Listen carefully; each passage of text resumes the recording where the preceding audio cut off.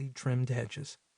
Further to the south, the gray shadow of office buildings and construction cranes punctuated the landscape. Austin's skyline sat on the horizon like fingers on a hand. The client had been coached before, mostly accountability stuff and goal-setting junk that lived somewhere between grit, willpower, and getting over yourself.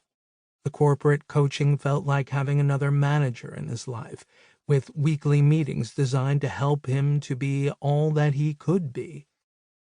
He wasn't sure if it was a punishment or opportunity. Often, it felt like both. He didn't want to sign up for that ride again. Lazy seemed like a terrible idea.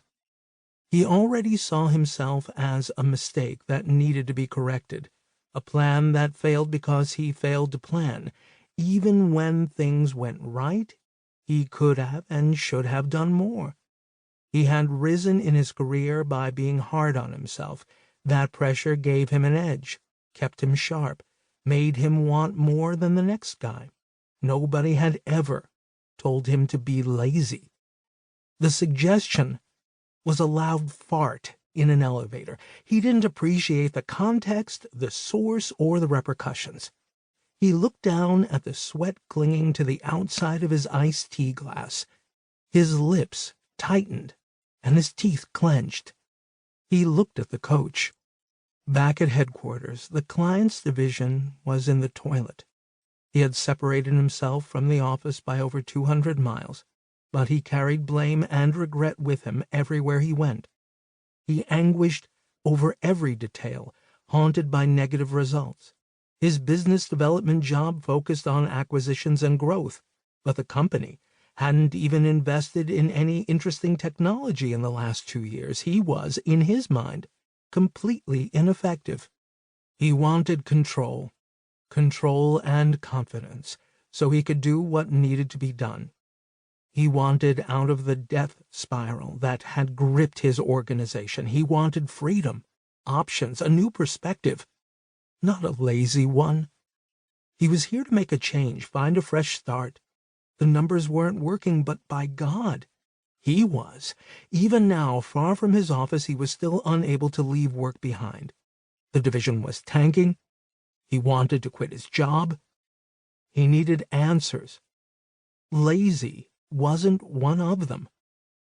He needed to fix a broken situation. He didn't need to sit here trying to fix a broken man.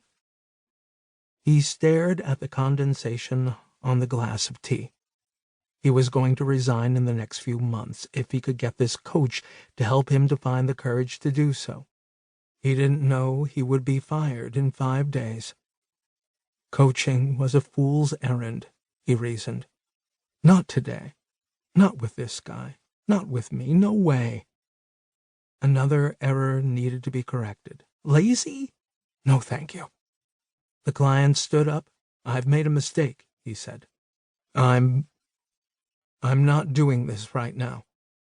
The client turned, stepped around the chairs, and walked back into the house. The front door opened and closed. The client was gone. Chapter 2. The Realization. There is a way to do it better. Find it. Thomas Edison, inventor. 26 seconds later, there was a quick double knock on the front door, and it swung open. Sorry, I forgot my cell phone, the client half shouted as he re-entered the house. The coach was standing 3 feet away from the swinging door. He was holding the cell phone in his outstretched hand. The coach wore tan jeans and leather boots, a charcoal T-shirt, and a black watch with some heft to it. He was smiling, emphasizing the lines around his eyes. Grinning, actually. The client took back his phone and began to apologize. I'm sorry, he said. What he said next spun out of him like a fork in a garbage disposal. I'm sorry I left like that. I just have a lot of obligations and a lot of things that I need to do. Lots of stuff on my mind that's really pulling me out of our work and this conversation, even though when I made the appointment it seemed like a